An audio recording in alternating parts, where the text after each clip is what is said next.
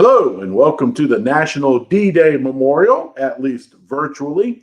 My name is John Long, the Director of Education here at the Memorial. It's my pleasure to welcome you to our Lunchbox lecture today, which is a different format than we usually do. If you're a follower of our Lunchbox lectures, usually we will have a historian, an author, a speaker, give a presentation on some subject related to World War II. Today, we want to break that mold slightly and instead allow one of our beloved World War II veterans tell his story by video. And the story behind our presentation today goes back several years when we received a grant from the Camp Younts Foundation in Franklin, Virginia, to record an oral history with one of their neighbors, Joseph Q. Dickerson. Joe Dickerson was well known in that area of Southern Virginia and Northern North Carolina as a businessman and as a veteran who had often told his story to civic groups or school classrooms, but had not been recorded in a very professional manner. And yet it's such an instructive story that the Camp Younts Foundation wanted to preserve it and use Joe as an educational resource for the National D-Day Memorial. So in November of 2018, I drove down to Franklin and met with Joe to produce this video that you'll see in just a few moments. And up until this time, we have not shown it except on the grounds of the memorial itself. So it's sort of our debut out in the virtual world. We have shown it many times here in our education Quonset hut, in our classroom. We have shown it at events in our pavilion, but it's never been seen unless you were physically here at the National D-Day Memorial. And I think you will find it to be a very compelling story. Joe was a very humble man, as will come across in his story, and yet very compelling storyteller whose experiences in World War II really do deserve to be preserved and used to raise awareness of what the greatest generation did in that epic conflict. Joe sadly passed away just about 6 months after making this video, so obviously he can't be with us in person, but he's still with us in both spirit and with the words that he's going to share with us in just a few moments. For some background, Joe was born in Northampton County, North Carolina on April 29th, 1923. And after World War II, his service there would become a successful businessman and civic leader in Murfreesboro, North Carolina, where he ran the Western Auto Parts business there in town. And again, was very well known for his not only his civic leadership, but his World War II experience as well. As you'll hear in his war story, he was a tech sergeant with the 29th Division, 116th Regiment, Company E on D-Day in the first wave of the invasion. And during his time in France in the Army, he would earn 4 Purple Hearts, 2 Bronze Stars, and a Silver Star. After the war, he would be honored with the French Legion of Honor as well. And so to be able to interview Joe, capture his story, produce this very well done video was certainly a great treat for me personally and for the National D-Day Memorial. And I think you will agree that it is a story that deserved to be preserved. And I believe you will greatly enjoy it. And so with no further ado, I will ask my colleague Adam to start the video, and I hope you will enjoy. So that's why I volunteered for the Army. Had to be 18 unless your mother or father signed for you. My dad died when I was 11 years old, so my mama signed, and we sent to Fort Bragg. We got out of the train, and some guy standing over there with his hat on and stripes all over his arm. And we all got in a line And he said, "That's the damnedest looking sorry bunch I've ever seen." And I thought to myself, "You don't look so hot yourself." But I didn't say anything. But anyway, they carried us in the building and wouldn't know what you like to do, like join the Air Force or the Army or paratroopers. So I've always wanted to jump out of an airplane. So I told him I don't want to join the paratroopers. He said, "Well, go to such a building over there." And I went over there and knocked on the door, and somebody inside says, "What do you want?" And that scared me to death, you know. Like I said, I'd never been out north end mechanic one time. And he said, "Come in." So I walked in there, and there's still a guy behind the desk, all kinds of ribbons on and all kinds of hash marks and everything on. He said, "What do you want?" I said, "I'd like to join the paratroopers." And he got up, walked around and looked at me. He says, "We'd like to have you, son, but you're so light, you never hit the ground, you float away, so you're going to have to go to some other outfit." So they didn't mind jumping out in the airplane. And of course, we stayed at Fort Bragg 2 or 3 days, and then they sent us to Camp Wheeler, Georgia, and that's where we took our basic training. They supposed to be 6 months training, but they took 40 of us and put us in a special outfit, and we got 3 more months of training. And then at the end of that, they put the 40 of us to Paris Island for 30 days. That's the Marine base. Of course, we didn't train with them, but we used their facilities. And so after that, they got training over with, then they gave us a 3-day pass. They said you report to Camp Shanks, New York, in 3 days. So I got home one day, got married the next day, left the next day, and stayed gone for about 2 years without seeing my family. So after we left Camp Shanks, we got on the boat and ship and carried us to Ireland.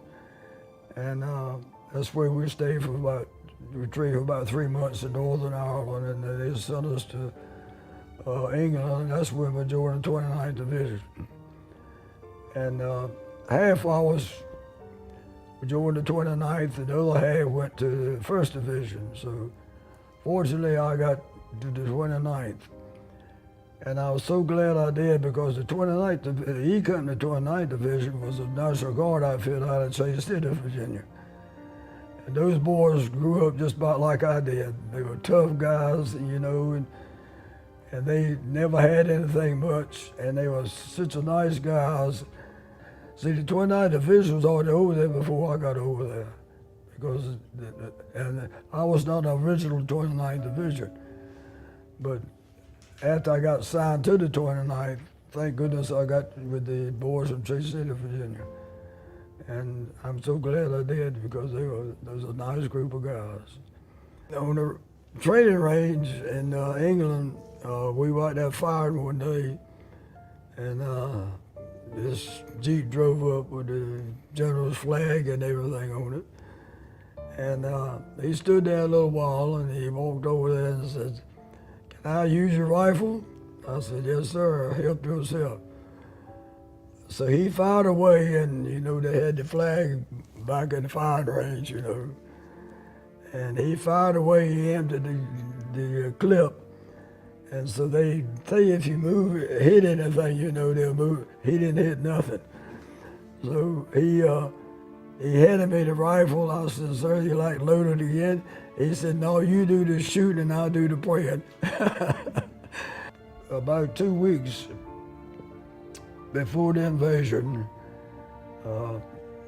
they put us in a fenced-in place. Fences in just like cattle. They didn't want you to go in or out, no mail in or out, anything else, because they didn't want the secret to get to the Germans, you know, what we were preparing to do. And we spent about 2 weeks in that, and the mud was up to our ankles where it rained so much. It rains a lot in England.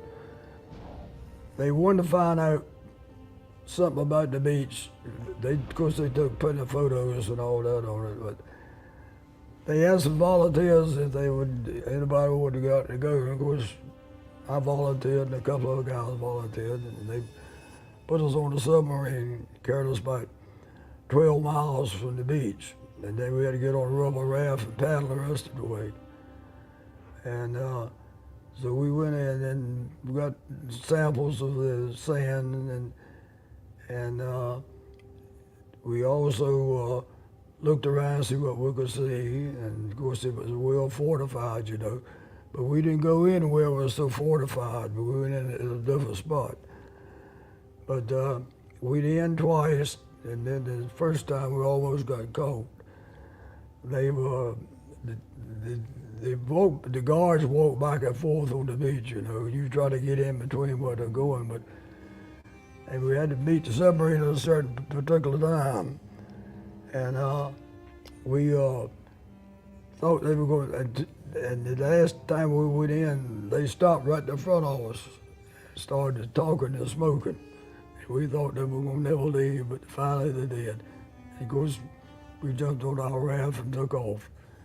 On June the 5th, you know, we were supposed to go, but they had that bad storm, and so it brought us back in, and so they made a decision overnight to go. So we went back out, and about 2 o'clock in the morning, we started to load on the boat, and there was the Higgins boat was held 37 men. Of course, we started load at 2 o'clock, and then we had to circle mothership all night long until daybreak. And you talking about being sick. Boy, everybody on that thing was sick, and the bottom of that boat was a mess. Boy, I can tell you. Yeah, we had 60 pound plus your rifle. And so as we headed to the beach, I was in charge of the boat, and I was a corporal at that time. And so they put the gate down, and so many guys getting killed going, because they zeroed right in on those boats. And so many guys was getting killed all the day about over the side of the boat. Some of them didn't go over, and some of them did. And I went over, and the water was deeper than it's supposed to be, and I'm short, you know. And I went to the bottom. Hadn't been for these two guys from Mississippi, I wouldn't be sitting here today, but they grabbed me by my shoulder and helped me to get my foot on the ground. And one of them lost his life on the beach, but one of them saved my life, and then he gave his life, and that's, I think about that real often. Before the day was over, we probably advanced about a mile, maybe a mile and a quarter. Of course, we had to do a lot. We had to Bangalore told people that we had to use a lot to break the wire that they had stretched across there. And all those hedgehogs they had out there in the water, all of them had mines on them. And a lot of them got killed with those. They get up there and try to hold onto it, you know, and the mine would go off, and a lot of people got killed that way. My company was E-Company, 250 men. And the day before the day was over at night, there were 75 of us got in that didn't get killed or wounded out of the 250 men. After we got to the beach, we had a lot of young men like myself. I was like 20, 21. And a lot of them went in the water dying and couldn't get out. They got shot in the arms, leg, and everything missing. And that's why I was called Bloody Omaha, and it was bloody. And so Captain Garcia and myself went back and pulled several people out of the water for about 20, 25 minutes. And neither one of us got a scratch. The bullets were flying all around us, and neither one of us got hit. So finally, Colonel hollered everybody get off the beach. So that's when we had to go back. and that's how we ended up on D-Day.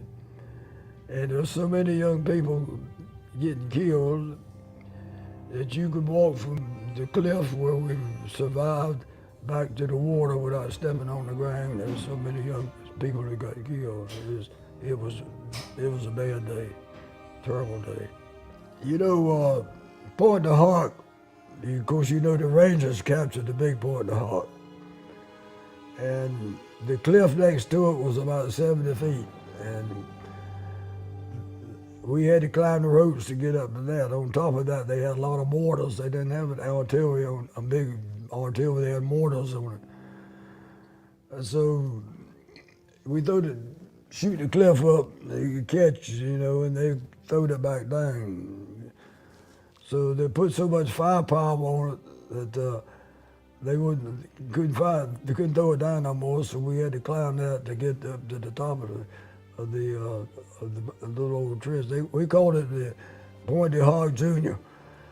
And so we finally got up there with the ropes, and we got up there. They had moved all the mortars and all the artillery.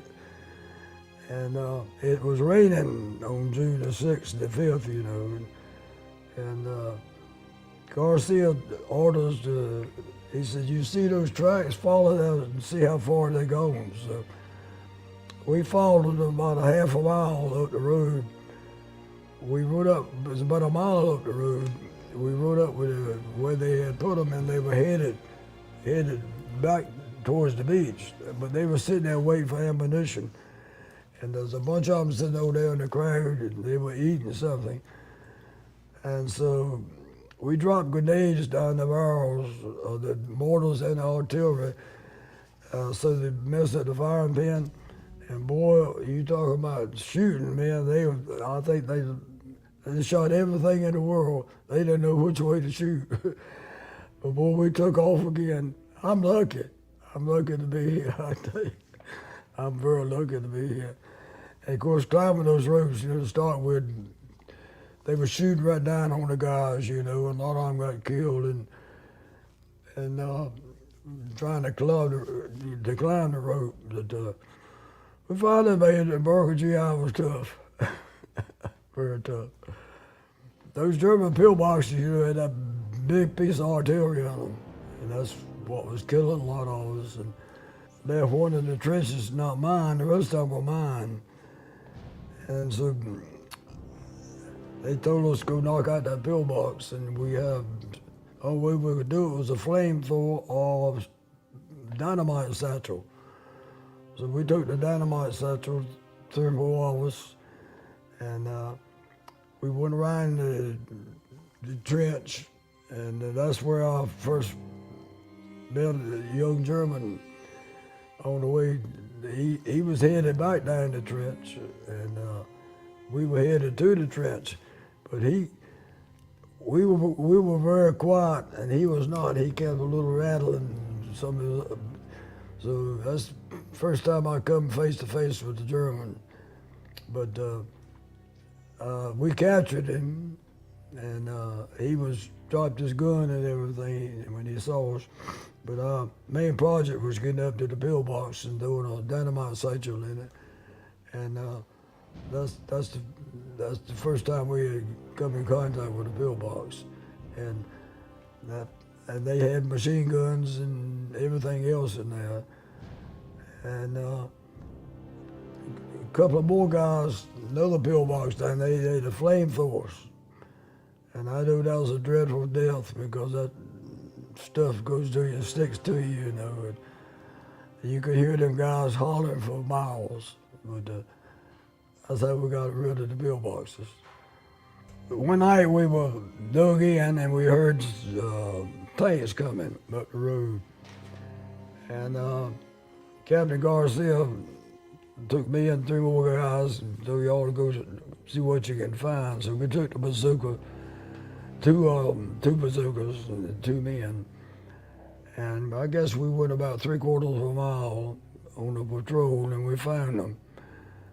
And we waited till they got, the road in France was very narrow. just big enough for a tank to get out.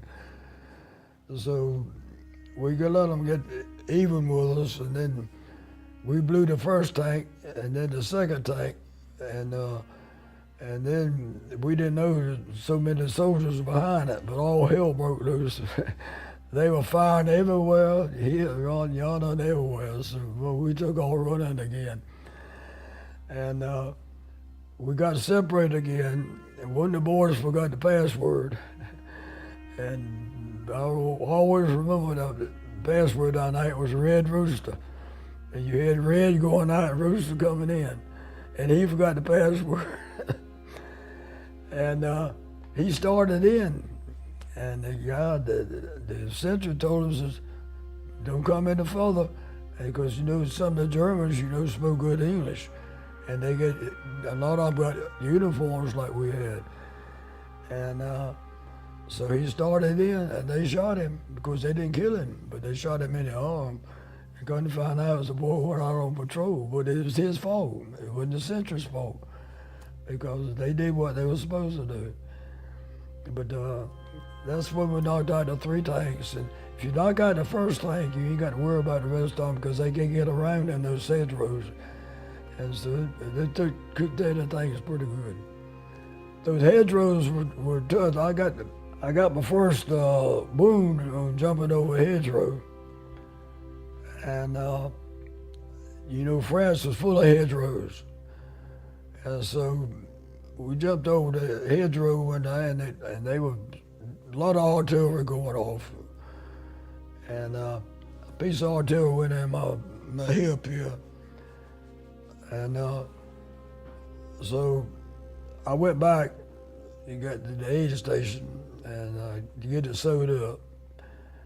And the guy, the medic, said, "We got nothing to kill the feeling with, said you're gonna have to do the best you can." So he gave me a Band-Aid to put in my mouth, and he said, "You bite down on this hand grenade while we sew it up." And he took about 20 stitches in it, and man, it hurt. So I spent the rest of the night in the aid station, and then the next morning I got up, and I told him I wanted to go back to my outfit, and so we went back. And I guess we fought about half a day, and I jumped over another hedgerow. When I did, the stitches come out. So I had to go back, had the stitches put in again. But this time they had found some of this stuff. They lost a lot of stuff on D-Day, a lot of stuff. The chaplain lost his stuff, and the medics lost a lot of their stuff. But finally they got some. This time they sewed it up, and it lasted that time. So that's how I got back to my first Purple Heart. But that's the one that back at the aid station, Isaac and Howard had come in off that, for just a little while, and that's why I was at the aid station when they put the Purple Heart on me. First aid station like that. You call it the first aid station, but nothing but a tent. But they did the best they could. Those medics did them a lot of credit. They were guys, a lot of credit, because they had to go where a lot of people wouldn't go to get to the wounded and everything. The service personnel is what you should remember, what they went through to see that this country stays safe. I love this country, and people should realize what the GIs sacrificed to make our country free like it is, and I hope it stays that way. Sometimes I wonder. But they should remember the service personnel. Hadn't been for them, we'd been speaking German today, I'm sure. And that's what they should just remember that. The hard-fought GI, because we had some tough GIs. I lost some great friends. After you train with people for 2 years and eat with them and sleep with them, it's a family. I mean, they're not strangers to you. This is a family. And I just lost so many friends, and I think about them every day. You take Ruby Estes and Woody Jones from Suffolk, and Ed Bollinger from Chase City, Walter Kaiser from Chase City, Luther Kaiser, Ralph Bark, and Norman Smiley, Worm Jones. All those guys were great friends of mine, and I think about them real often. And I just feel so lucky sitting here today.